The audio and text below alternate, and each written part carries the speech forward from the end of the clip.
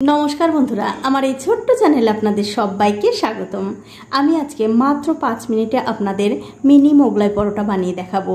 আশা করি এই পরোটা বানানো দেখার পর আপনাদের ভালো লাগবে। তো মোগলাই পরোটা বানাবার জন্য নিয়ে নিচ্ছি 1 বাটি ময়দা, দিয়ে দিলাম স্বাদ মতো নুন, দিয়ে দিলাম হাফ চামচ চিনি, আর তার সাথে দিতে হবে 2-3 চামচ সাদা তেল। এবারে সবকিছু সঙ্গে এই ময়দাটা খুব ভালো করে মিশিয়ে নিতে হবে। দেখুন ময়দার সঙ্গে ময়াম কিন্তু আমি খুব ভালো করে মিশিয়ে নিয়েছি। এখন এর মধ্যে অল্প অল্প করে জল দিয়ে খুব সুন্দর একটা ডো তৈরি করে নিতে হবে। দেখুন অল্প অল্প করে জল দিয়ে খুব সুন্দর একটা ডো কিন্তু আমি তৈরি করে নিয়েছি। এবারে হাতে সামান্য একটু সাদা তেল লাগিয়ে এর উপরে লাগিয়ে দিতে হবে। এতে করে কি হবে, এই ডোটা যখন আমি রেস্টে রেখে দেবো তখন কিন্তু ওপরটা শুকিয়ে যাবে না। এবারে একটা ঢাকা দিয়ে এক পাশে রেখে দিচ্ছি। এখন একটা বাটিতে ভেঙে নিচ্ছি 3টে ডিম। আপনারা চাইলে কিন্তু একটা কিংবা 2টো ডিম দিয়েও করতে পারেন। এবারে এই ডিমের মধ্যে স্বাদ অনুযায়ী নুন দিয়ে খুব ভালো করে ফেটিয়ে নিতে হবে। দেখুন ডিম কিন্তু খুব ভালো করে ফেটানো হয়ে গেছে। এখন আমি এর মধ্যে দিয়ে দিচ্ছি ছোট্ট একটা টমেটো কুচি, ধনেপাতা কুচি, কাঁচা লঙ্কা কুচি, সব শেষে দিতে হবে একটা পেঁয়াজ কুচি। এবারে সব কিছু মিশিয়ে এই ডিমের সঙ্গে আবারও খুব ভালো করে ফেটিয়ে নিতে হবে। দেখুন সবকিছু কিন্তু খুব ভালো করে মেশানো হয়ে গেছে। এবার এই বাটিটা ধরে এক পাশে রেখে দিচ্ছি।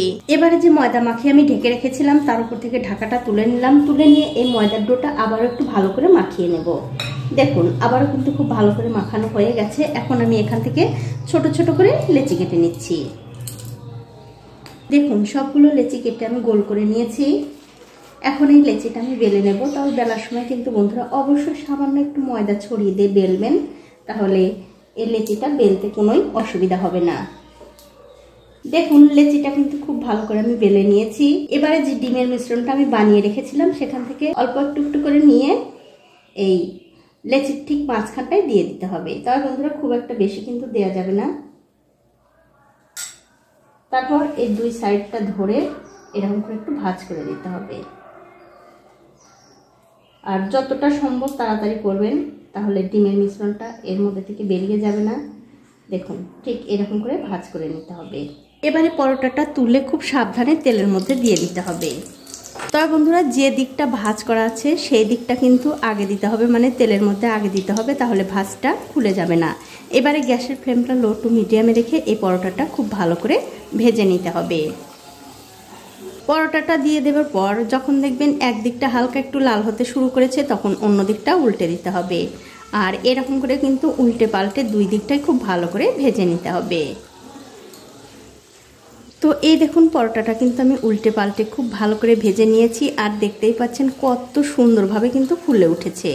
এটা হয়ে গেছে, এটা আমি তুলে নিচ্ছি। তুলে অন্য একটা প্লেটে রেখে দিলাম। আর এই একই রকম করে কিন্তু সবগুলোই ভেজে নিতে হবে। তো এই দেখুন বন্ধুরা এক এক করে কিন্তু আমি সবগুলো মিনি মোগলাই ভেজে নিয়েছি।